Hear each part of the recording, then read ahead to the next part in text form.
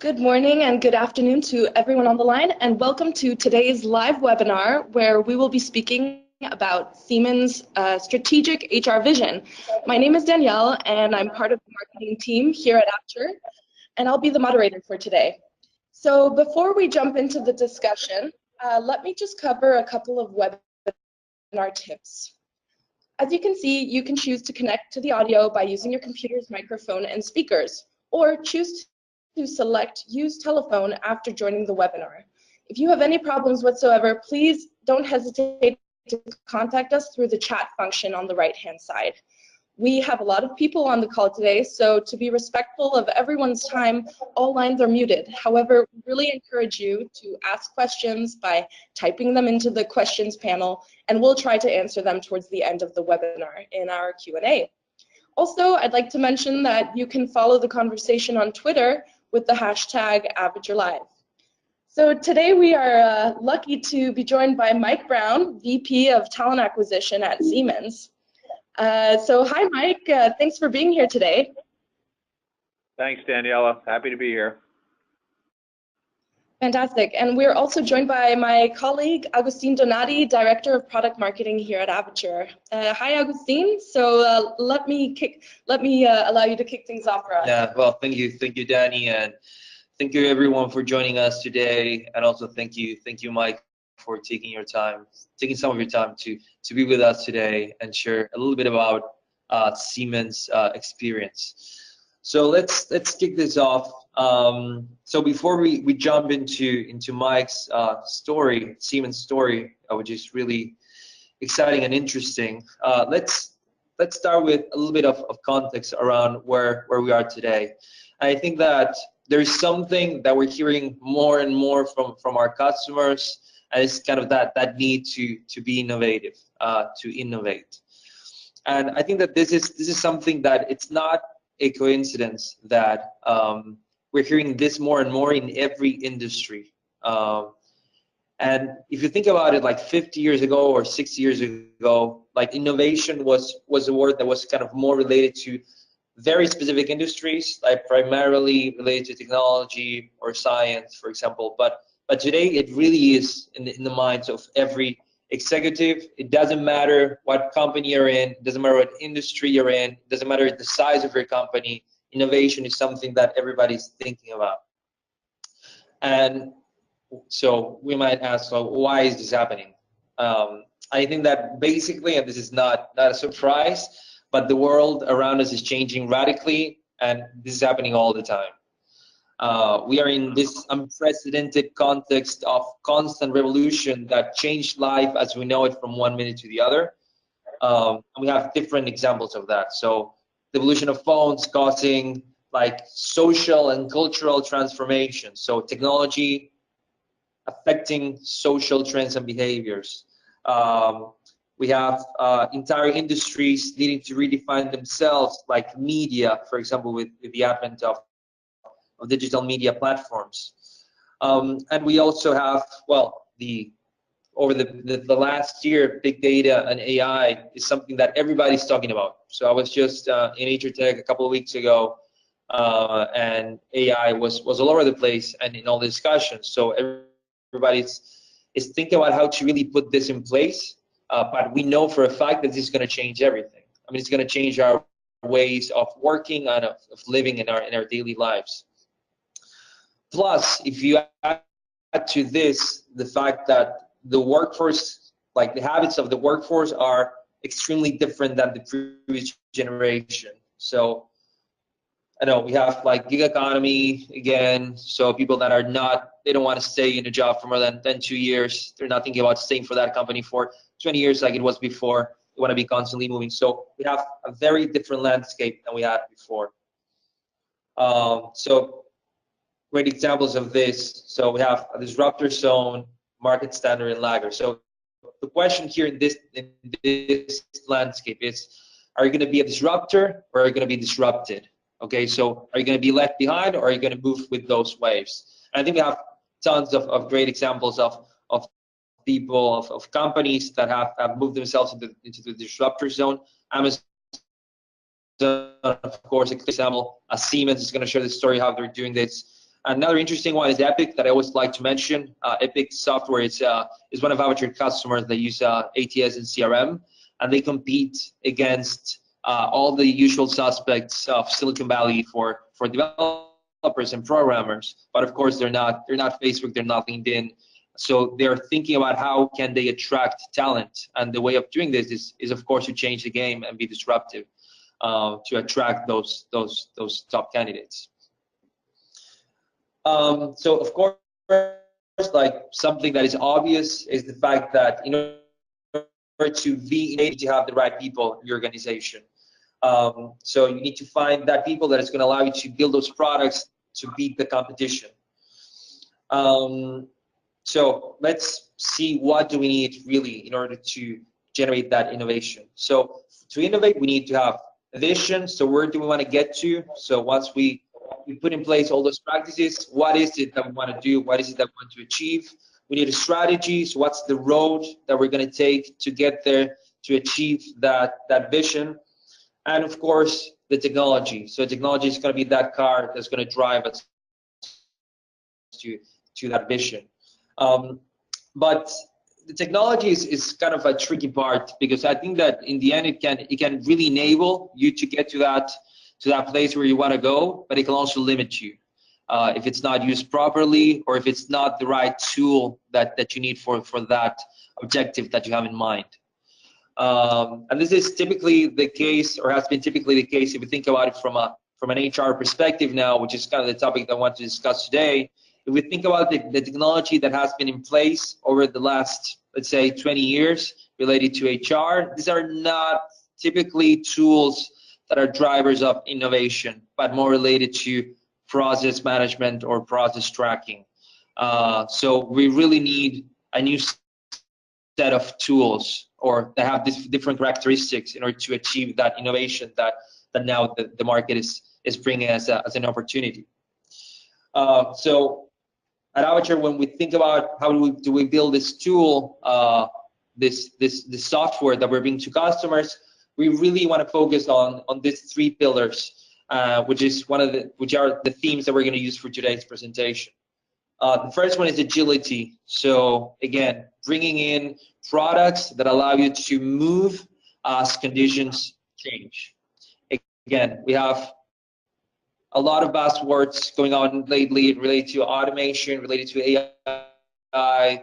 So if your tools are not able to allow you to move in those new directions, then you get stuck, right?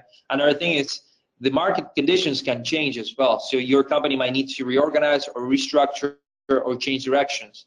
If you get stuck with the processes that you put in place 5 years ago when you have different conditions, and it takes a year and a half or 2 to move your process or your technology to support those processes, then you're going to be left behind most probably. So agility, we think, is a key component that the technology needs to have, but also that, of course, companies need to take into account. The second one is end-to-end service delivery, which is really all about thinking that you, of course, as a company, providing a service to different stakeholders. In this case, HR, for example, to hiring managers. So what we really want to take into account is the fact that the people that are going to be driving,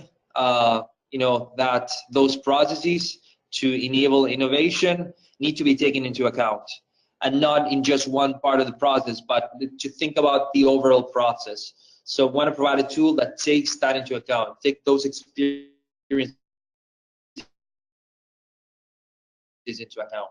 And the last thing is key for every process. So how do we enable adoption of the technologies by the people that are going to be actually driving the program? So again, collaboration and engagement. So with that, and again, we're going to touch on these 3 pillars. And with that, I'm going to introduce Mike Brown with Siemens, that's going to share their amazing story with us. So with that, Mike, I give it over to you. Thanks, Augustine. And I appreciate the opportunity to tell a little bit of our story.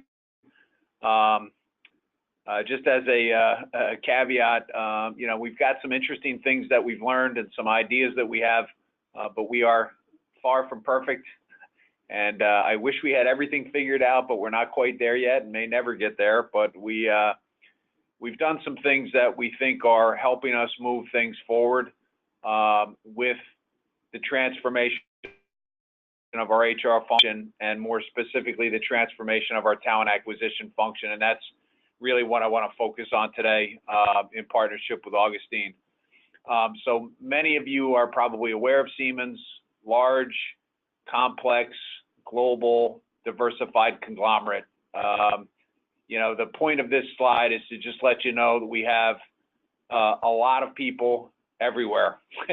And we derive revenue from literally all over the world, you know, nearly a couple hundred countries, you know, about 380 to 400,000 people worldwide, and a fairly significant revenue stream, somewhere in the vicinity of, you know, 80 to 90 billion euros a year. A complex place, and further subdivided, if we could go to the next slide.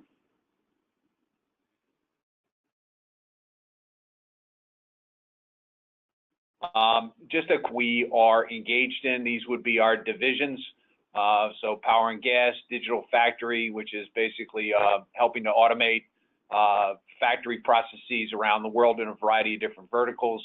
We have a mobility business, high-speed rail, light rail, and other mobility-related, transportation-related services.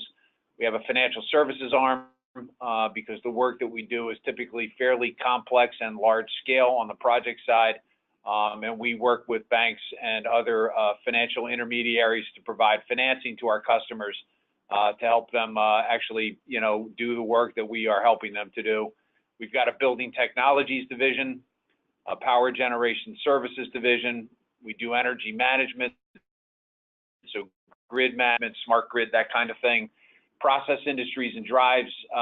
We build large drives, small drives to help power a variety of different vehicles and motors.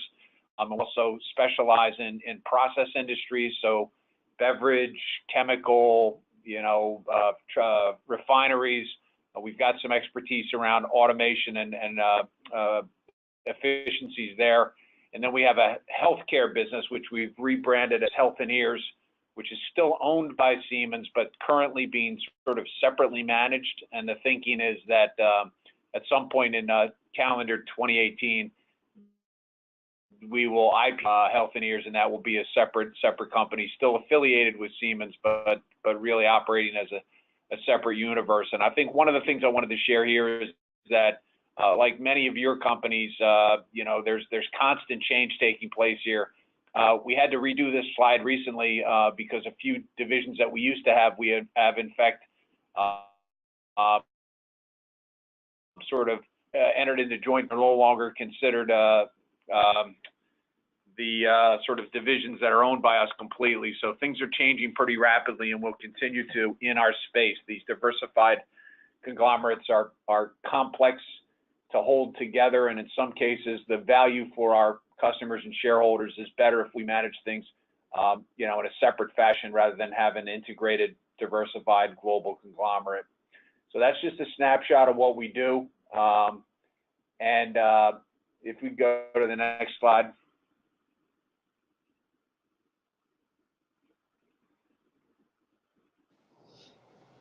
Yeah, so I think that this, like, actually the example that Mike just provided, the fact that, well, we did this webinar a year ago, I had different set of divisions and business units, so things change very, very rapidly in this kind of context. So I think that, as we're saying before, agility is key in order to manage these changes that happen all the time. And again, we're going to take this from two different perspectives, and we want to tackle technology and also from the business side. And I think that from the technology side, I think that, as I was saying before, I think the recruiting tools, the HR tools of the past were pretty much, you know, rigid, and they had a pre-built way of recruiting based on who knows what. I mean, whatever they thought made sense, which probably, again, made sense 2 years ago. But today, you know, these recruiting tools need to start being adapted to the way that your company works.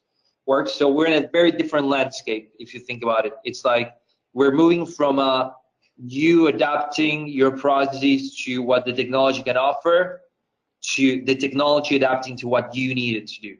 And that's where we want to be. And again, this gets even more complicated, and it's more complex and sophisticated, because actually, and we're going to see this again, I think Mike has great examples of this, but it's not true that you're going to be able to put in place one process and everybody's going to be on board with that. I mean, if you're I don't know, operating in different countries or different business units, everybody's going to want to do the things on their own way, basically because their context is different. So again, we think technology needs to also be able to support that, to allow you to do things not just in one way, but really create like micro processes to adapt to what each of your internal clients or business units or departments are demanding. So again, I think we have there something that is shifting, that is changing, and the technology needs to again keep pace with that new way of thinking. And the second thing is the time. Like I think that's also a key component. As Mike was saying, this changed in 1 year. So business units were created or removed in 1 year, and so that really speaks about not the fact that you need to change, but the fact that you need to change fast. So again, we're seeing these changes more and more. So change is a key component to not to be left behind, and also the ability to adjust, which is something else as well that typically is not thought enough also in the purchase process, which is not just the implementation time, for example, but also what happens when my ideas meet reality, things are not exactly the way I planned, and that's where the adjustments part is very important, because if you need to re-implement the entire system, that's going to take you another 1.5 years because you didn't take something into account. Then again, you're behind the curve, right? So, and I know, Mike, that agility was key for you when you were developing this new vision, but also when choosing the technology, right, Mike? Yeah, it's I think agility for us is crucial, which is very difficult to do when you are as large and complicated as we are, and our DNA, which makes us powerful in our customers' eyes. As a German engineering company, sometimes that DNA applied to internal processes has made us perhaps a little bit more bureaucratic than we wanted to be. So we're really on a journey toward becoming more agile with all processes internally, which has been interesting to see that journey evolve, and already some pretty significant changes in terms of how we behave, which I can address a few of them. So where we started on this whole thing was the Global Talent Acquisition Leadership Team, which I'm a member of, got together probably 2 years ago, maybe a little longer, and tried to sort of make sense of what was going on in the place and what we needed to do. We hire 50 to 60,000 people a year worldwide, and it's very complicated technical jobs for the most part. It's not easy to find the people that we need to work on the products and services that we deliver to our customers, and we are also geographically dispersed everywhere. So it's not all jobs in major cities. We build power plants, and sometimes they are in the middle of nowhere. So you've got the added complexity of trying to get people to move to places that people typically don't move to take a job.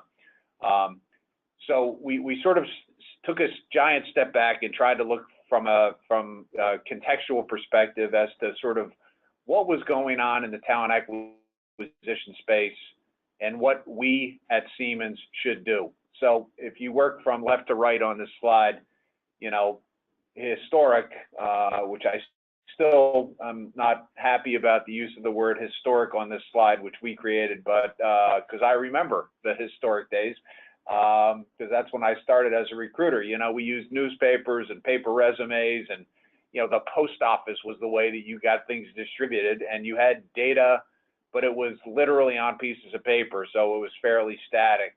And in the past, job boards started to come online. You had databases full of resumes, many of them electronic. You had the advent of the online job application. So now you had at least some, you know, electronic data that you might be able to work with. And then in the recent past, you've got the social networks like LinkedIn and Zing. You've got digital interviewing platforms. Everybody in this space is trying to go mobile. And now you've got a set of data which is more dynamic and focused on professional attributes of candidates that might be applying for your jobs. And if you bring it forward to today, you've got, you know, Avature, in our mind, provided us the ability to sort of move things to the next level, which would be to create some talent communities. Because we fundamentally believe, and I know people talk about this all the time, but we believe it and tried to do something about it. We believe that if you just post jobs and wait for the right people to apply, that we will go out of business waiting for the right people. So we are desperate to find the right people in the world, make them part of a talent community, manage them with the CRM tools that Avature provides, put people into real pipelines, not just Excel files or, you know, paper folders in somebody's recruiter's drawer, and start to glean some market intelligence about what's actually going on in the world with the candidates that we want, not the candidates that have applied to our positions. And our view was that we needed to move in this direction at a global level because we fundamentally believe that the way that we needed to recruit had changed. And, you know, for a company of our size and scale, you need to be clear on what it is you're doing. So our first sort of declaration was the way people apply for jobs has changed, and the way we need to recruit needs to change as well. So we can no longer rely on an ATS only. We need to go in the direction of CRM, and that's where we started this journey with Avature. So obviously that helps us. And one of the other things that we did was we looked at sort of the various channels that we were bringing people in. And this is a slide that we call our radar slide that might resonate with many of you. You know, you've got, you know, the ability, I think, you've got candidates coming into your funnel and into your company from a variety of different perspectives, right? Active job applications, LinkedIn or other local CV databases, country level. For us, we had a lot of country level employee referral programs. So candidates limited to a country, not visible to the rest of the world. And then all the things toward the bottom of this circle were opportunities where we were meeting people, but we didn't have the ability to sort of capture them anywhere. So we had events, we had people that came in second that were strong, but we didn't have a system to be able to sort of, you know, deal with them after the fact. You had alumni, you know, the whole issue of internal candidates for us is significant. There's, you know, thousands of moves that take place a year on the internal side. We need in many of our roles to have global talent. So people that love to run these power plant projects, as an example, don't really care where they live. They just love the project work. And they will go to different parts of the world to run these projects. But you need to know who they are. And if you're country focused, you're going to miss them. And then we weren't getting enough sort of clarity on a lot of our executive referrals and global referrals as well. So we tried to come up with a plan. We needed a solution that would help us to sort of expand this radar so that we didn't lose all these people. Yeah, I think that's a great transition to kind of the next topic that we're going to discuss, which is end-to-end service delivery. I'm going to stop on this slide just for a second before we jump into the next one, because I think it's interesting to see, like, if you look at the top and everything that's in gray, that's what was actually supported before, right? The process that were supported before and the kind of the stakeholders that were in place. But now we have a new set of things that needs to be taken into account, like referrals, silver medalists, events, alumni. So that really opens up really the landscape to a new set of not uses, not just processes and uses, but people. It's new people that are actually being brought into those processes, and people that are going to be doing different things. So I think that's one of the fundamental flaws also that have existed in the past years, the past 20 years, let's say, with TA technology, which is mainly related to the fact that only kind of one set of users was taken into account, maybe an admin, maybe a recruiter. But if you think about it, again, we have new functions that have been created. I know, like recruitment marketing, content creators, we have sourcers. Well, the hiring manager obviously is playing a very important role, but how do you interact with agencies? How do you interact with your referrers, with your internal applicants? So these are very different players. So really the same tools and the same experience simply, they don't work. They're not going to work. I think here we have some great examples of how we try to tackle this. And now again, Mike is going to talk about this from how they kind of organize the process for the stakeholders. But I think that this is a great example of how technology can really serve different stakeholders in different ways.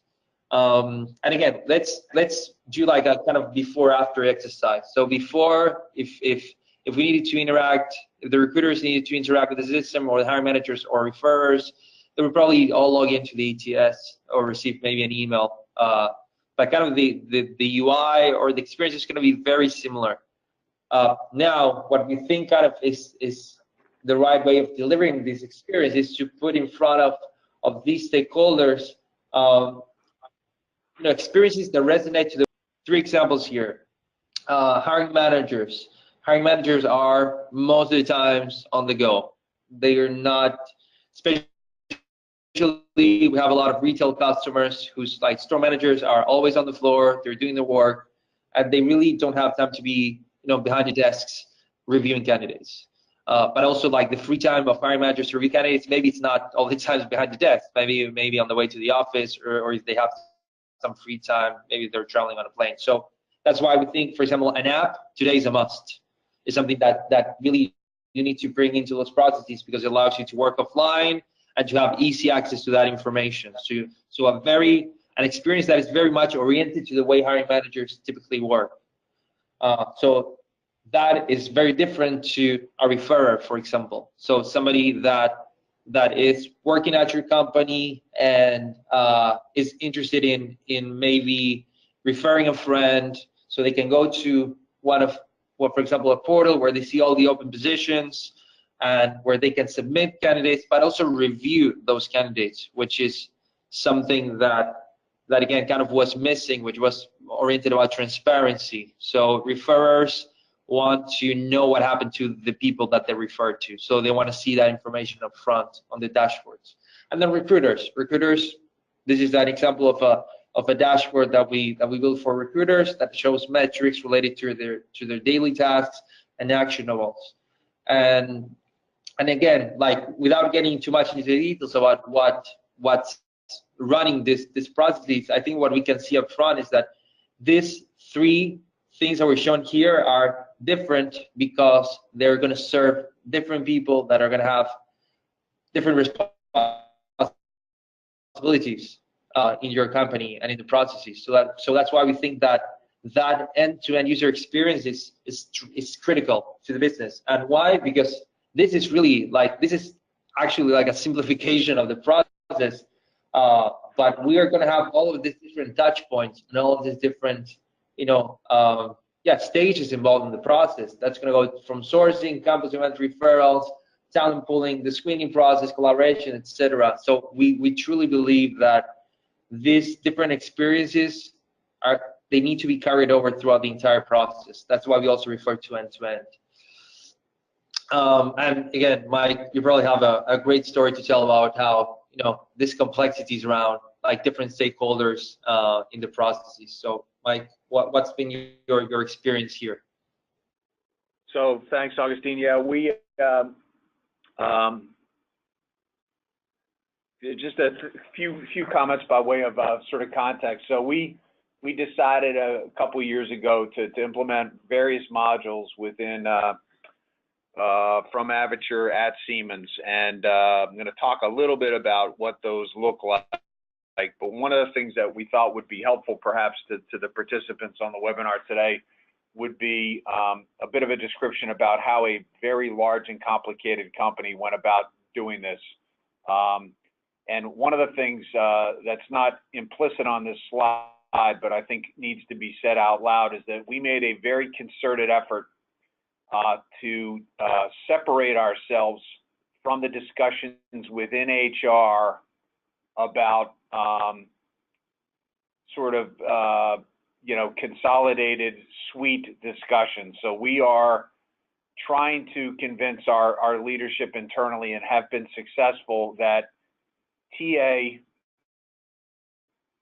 is rapidly evolving from a technology perspective and requires its own set of tools. Do not lump us in with the all-in-one comprehensive suite purchasing that might make sense at some level, but won't allow us to be innovative and agile on the TA side. So we have successfully been able to now have a discussion internally where, if we're going to upgrade sort of our enterprise-wide HR systems, TA gets a separate track.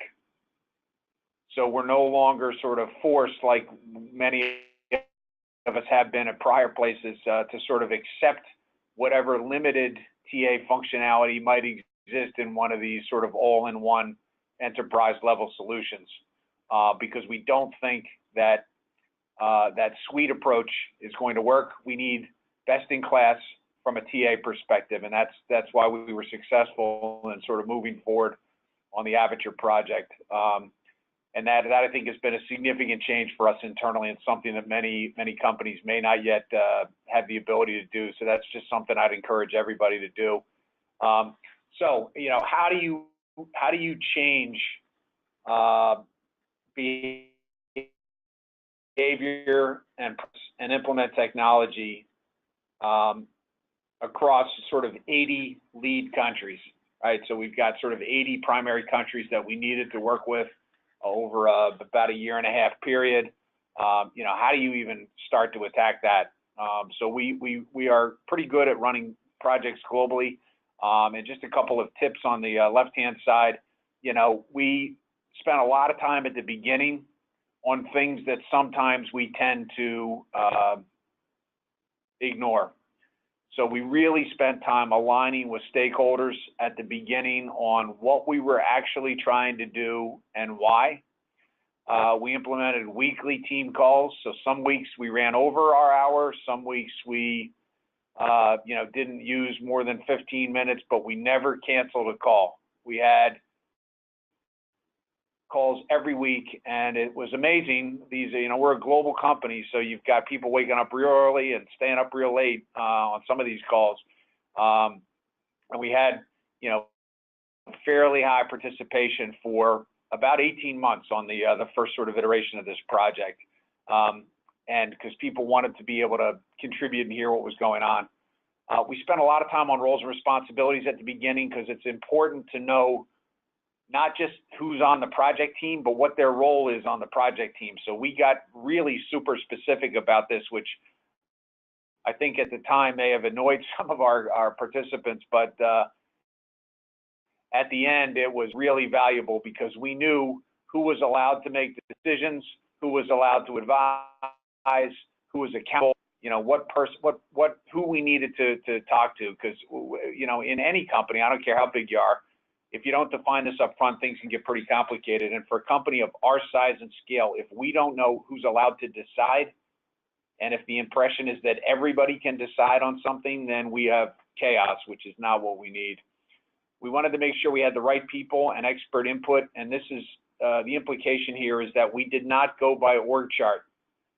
We reached down into organizations to find the people that actually knew what they were talking about. So we went, 2-3 levels below some of our directors to find the recruiters and the support people that really understood how the technology and processes work. We had open and constant communication. And then when we got ready to implement, let's say, a module in a country, we created this implementation checklist that we found very helpful for people in terms of what they needed to do to actually get things done. And then we took this wave approach, which is fairly simple, but for us was very important that we didn't want to bite off all 80 at once. So we started with the larger countries, 8 of them, and then we went to the next sort of medium level, which picked up another 42, and then we went to the smaller countries, which for us was another 30. And we found that if you hit the big countries, that's where, sort of the 80-20 rule, a lot of volume there, and people started to hear things from the larger countries and witness things, and that helped prepare the way for the other implementations. So implementations got easier as we went through the waves. And if you go to the next slide, Danielle.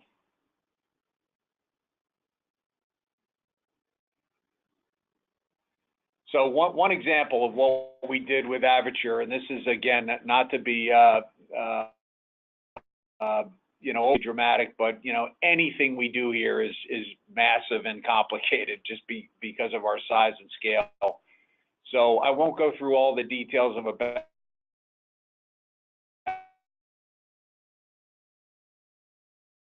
benefits of an employer referral, separate employer referral programs around the world, all independent, not talking to one another.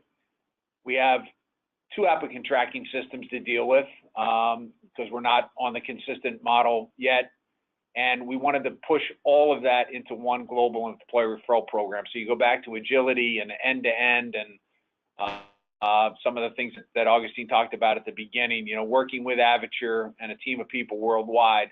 We've now been able to take job feeds from 2 ATSs, put them into a unified global employee referral program portal built for us by Avature, and now we have one sort of portal to the internal referring parties, so it looks consistent everywhere. It makes it easier for people to refer. They can refer now globally as opposed to just in country. It's really helped us drive the employee referral utilization up. Countries that did not have one before because they couldn't afford it or didn't have the time or extra put one together now benefit from having this one global employee referral program. And again, I know on a slide it doesn't look like much, but this was a significant amount of work to sort of decommission 19 programs, build the framework, feed jobs in from 2 ATSs, and now have a singular global employee referral program. Because again, we believe that while one size may not fit all for everything here at Siemens, there are some things that we should try to do in a unified global way, employee referral being one of them.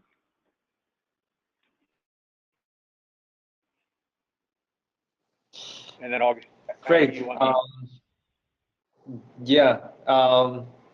So that kind of leads us to the last of the 3 pillars that we're going to touch on today, and that being engagement. And again, from a technology perspective, I think that so we started for those of you that don't know how Avature started. We started as a CRM in 2008, and really the CRM came out from a need that we're seeing in the market that was related to really bringing in sales and marketing tools to recruiting to have a more proactive approach. And again, like during those first years of the first decades of the 2000s, like we saw like companies starting to slowly adopt the CRM.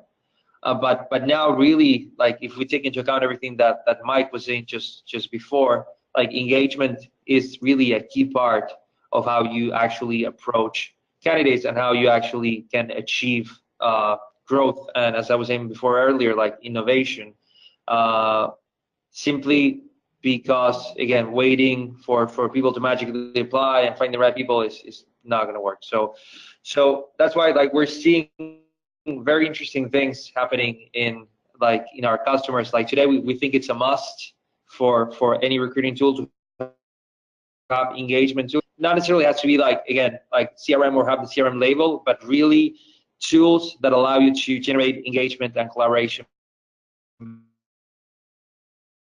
between people. And I know, again, you have like a lot of complexities on the processes and different stakeholders. How was it that you really achieved to engage all of those stakeholders? So Danielle, if you could go to the next slides.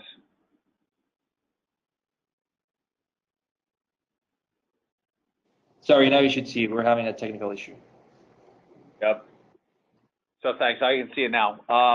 So what we tried to do was we understood that Avature was going to play a key role in helping us to transform the way that we did talent acquisition. So you just have to sort of get in your mind the fact that we had ATS only worldwide.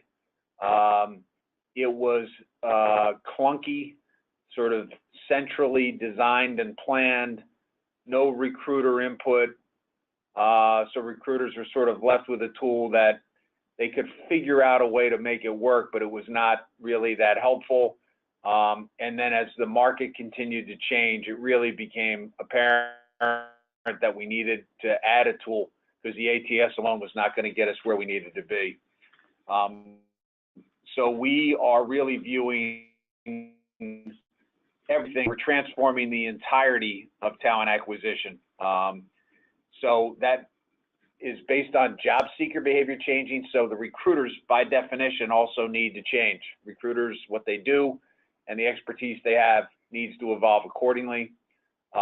We recognize that recruiters need to change how they run their desks. We could buy all the technology in the world, make it available to people, but if behavior didn't change at the recruiter level, then the tools will go unused and the advantages you're seeking will be unfulfilled. And we also recognize that teams needed to be able to share candidate pipelines and fill jobs globally. You know, most recruiting continues to be local, but some companies, and we're one of them, we need global talent. We have work everywhere, and some of the expertise that we require is limited, and people will travel and move to parts of the world to do the work that we ask them to do. There's a lot of other companies like that. More and more candidate sourcing needs to be global as opposed to just local. So we really focused on the recruiter level, and we obviously talked about Avature as a tool that would enable some change in the future, but we really focused on engaging with recruiters at a local level. So one example that we did was we held what we called a triple A to the third power event, an Avature Adoption Accelerator. First one we did was in the Middle East, and we physically traveled to the Middle East, a team of us, and we spent a few days in Abu Dhabi with our team there, with the recruiters that support that part of our world. And again, I think it's important, so much of what we do now is virtual. Sometimes being face-to-face makes a big difference, and in this instance it did. So we went, we spent a few days with a team. We did an in-person scavenger hunt to source talent real time. So we gave a series of tasks to recruiters, things that they needed to do in Avature in real time to sort of find people. We had 2 people on my team from the United States standing by as coaches, which we also felt created a sense of global teamwork. So if if the team in Abu Dhabi struggled with a specific technical topic, they were allowed to sort of phone their coach. So the coaches were sort of online early in the morning for them, but able to provide some support on how to get certain things done. And this allowed us to sort of create this beginning collaboration, which we've now seen bear fruit because these people that were coaches for one another are now working on real recruiting projects together globally. And we made it fun. One of the reasons that I really enjoy recruiting is that recruiters tend to be pretty outgoing and fun-loving people. So we had a big competition. We gave some prizes out. There was a very fierce battle as to who was going to win. So it was really a lot of fun, and the folks really learned a lot about how to use the tool. And then they started to reflect and discuss and commit to, I now see how I can use Avature CRM capabilities to help in my day-to-day work, as opposed to us sending out some kind of policy statement.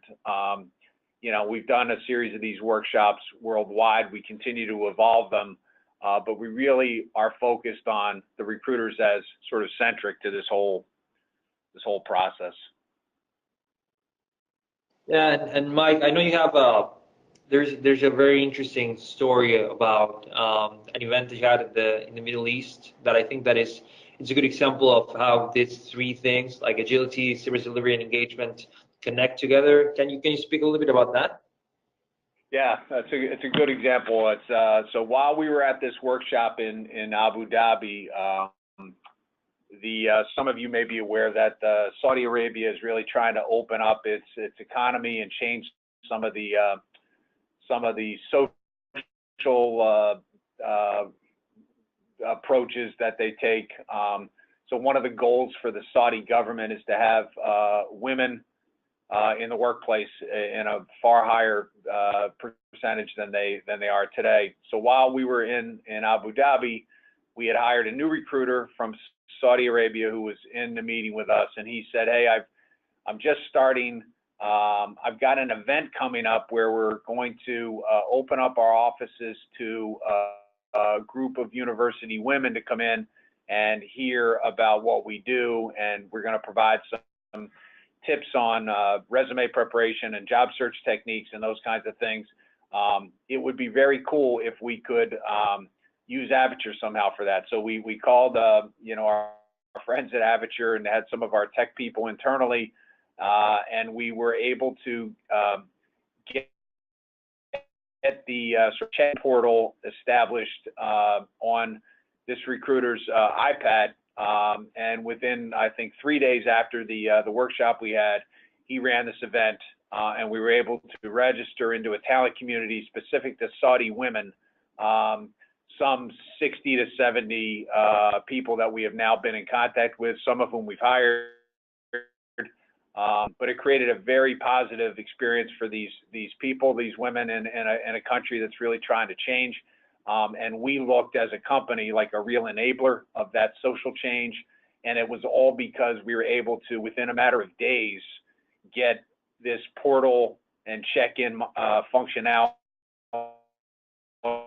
on him and get him set up to do what he needed to do. And it was sort of an amazingly quick, but also sort of a powerful feel-good story for us as well. So we like to tell that story because it really did have a positive impact, and especially for a new recruiter, right? Somebody that just started and probably had some, you know, fears about what it would be like to work for a big global engineering company. And within, you know, a handful of days, he got an iPad with a check-in portal already established. He was trained and was ready to go.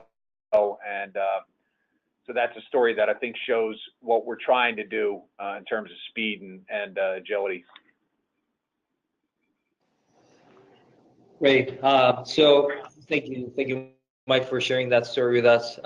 So before we jump into the Q&A, we have a series of questions that the audience made. So we're gonna open it up for those questions. But before we do that, Mike, like it's been like a long journey. I imagine it continues to be. So what are some tips that you can share with us today about like lessons learned?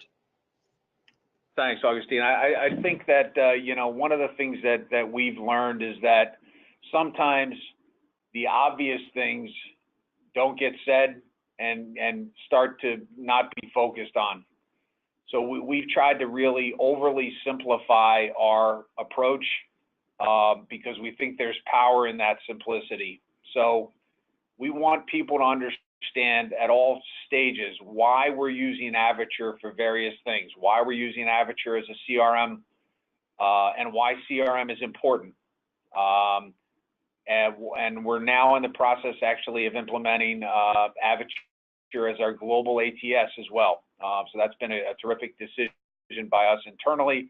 We're in the process of planning and implementing that. So we'll be doing a lot of these things again on the ATS side, which we're looking forward to. But it's important to tell people, your own people, HR leadership, business leadership, other stakeholders, why you're doing what you're doing. So we spend a lot of time talking about why Avature and how it fits with our overall strategy. We try to communicate in a variety of different ways. We've got a Siemens social network, so a little bit of an internal Facebook kind of a thing. And we have groups and chats and, you know, events, and we just try to keep the global conversation going as much as we can. We've got an agile project structure with the right people. We continue to focus on definition of roles and responsibilities and just make sure that we never lose momentum on project management, because if you do that, then things start to fall apart.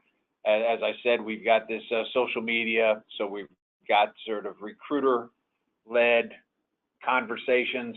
We're really involving the recruiters more than we ever have in the past in the configuration, communication, and training of this new tool, because our whole approach has been, you know, if you leave the recruiters behind, then you've spent a lot of time and money that's never going to yield any results. So we spend a lot of time thinking about the recruiters. It's harder this way. It's more time consuming. It's a little bit more complicated, because it would be easier to just tell the recruiters what to do, but then, as we all know, they wouldn't do it. So we're really trying to make sure that we spend a lot of time with recruiters, getting their feedback, getting their input, having them test, having them do the process design, you know, in partnership with our colleagues in IT and also at Avature. And that has been a decidedly different approach for us. We usually have been top down, and now we're bottom up, which unleashes a lot of good thinking, makes things a little bit more complicated and time consuming, but we feel like in the end that is all going to be worth it. So again, just some thoughts to leave people with in terms of what we've learned, and probably nothing earth shattering here, but we find that if you really focus on these, the results have been outstanding. Great, Mike. Well, thank you for sharing that with us. So we were able to only kind of touch the surface of you know, definitely what Siemens has done and also what Avature can do. So if you're interested in learning more, please contact us, and we'll be happy to share more content with you. Before we leave, we have a couple of questions. Maybe we're going to be able to just do one because of time. So Danny, can you share with us one of the questions? Yes, thank you so much, Mike and Agustin, for sharing the Siemens journey. We obviously it's a very interesting story. We are going to be sending a follow-up email to all of our registrants today, which will have a little bit more info on Siemens and what they've done, how they've leveraged HR technology. And with that, we do have some questions. I'm going to take just one question since we're running short on time. But Mike, we have a question here from Cindy. She asked you, can you speak a bit more about how the referrals program works? So can you elaborate a little bit on that, Mike? Yeah, I can give a little bit of detail. So what we do is we feed currently, this will change obviously when Avature is our ATS, but we currently feed data from 2 applicant tracking systems. So we use Taleo in the United States and Canada, and we use SuccessFactors in the rest of the world. So we take the roles that are in the ATS that are eligible for an employee referral award, and we present them to our internal employee population through this Avature portal. So there's a singular place for recruiters to go to manage the referrals that are coming in, and there's a place for employees to go to refer people. The current design is that people are referring for specific open positions. So we are not yet sort of done with thinking about how can we encourage employees to just refer colleagues and friends that they know, whether there's an open position for them or not. But we wanted to focus on first was, on the assumption that many of our people probably knew people that were good for some of these jobs. We wanted people to be able to, refer people to specific roles. We have 3 levels of award category. So this is an example of our complexity. So we agreed worldwide that we would have 3 levels, but each country gets to decide what their level is. So level 1 in Argentina is going to be different than level 1 in Russia. But nobody has 4 award categories. Everybody has 3. And that was sort of part of the behavioral change that we needed to go through. And it allows, it's an easy system to use. Recruiters love it because everything they need to do to manage the referral flow is self-contained and sort of intuitive inside this applicant tracking system. Now, again, our recruiters love it, and they're not working in an Avature ATS. So some of this also needs, there's data flows back and forth between the ATS and Avature. We think will be even more seamless, obviously, when we have Avature both at the front end and as the ATS sort of on the back end, as it were. But it's been a great experience for us, and it gave us the ability to sort of open up the referral concept to, an organization of nearly 400,000 people worldwide. Wow, thank you so much, Mike. And Cindy, I hope that answers your question. We have one question that I think will be really interesting. So Mike, this question is from Jordan, and she's asking, have there been any measurable impacts to your hiring since adopting this strategy? Now, this might be, a big question, but maybe you can elaborate a little bit. So it's hard to answer, very specifically on that, but I will say here are the things that that we feel good about, right? We are seeing examples of recruiter behavior change, and I think we use a lot of data, like probably many companies do, but we like to use data and stories at the same time. So we like stories to illustrate what the data means. So we've had a number of cases where people have used the CRM functionality, they pipelined people, knowing that a role that they filled last year might come up again. We've got a couple of good, interesting stories worldwide where people have reduced time to fill on pretty complex roles to like 2 weeks, because I know I may fill this project management job again. I had a couple of good people. We hired one. I'm keeping the other 3 or 4 in a folder. I'm going to keep them warm. And then the next time a job comes up that's like this, I'm going to contact them. And we have many cases like this around the world where people have been able to go into their Avature CRM pipeline, pull candidates quickly to application status, and get them hired far faster than we would in a post and pray opportunity. So we're seeing a lot of that behavior, which we're excited about. And generally speaking, our average time to fill across the world, we're starting in different points in different countries, but generally speaking, our speed is getting better. And we think that the quality of people we're bringing in and the sort of the anecdotal stories we're hearing from the business that we support, people are feeling like recruiting is getting better, and they feel like we're becoming more modern and really a little bit more cutting edge than we were before. So we're happy with the stories and the metric data, but we still have a long way to go, until we're going to declare complete success. Great. Well, thank you so much, Mike. And I think that kind of wraps it up for today. So I just want to thank again the audience for joining us today. Thank you, Agustin, and thanks, Mike, so much for being here. It was really great.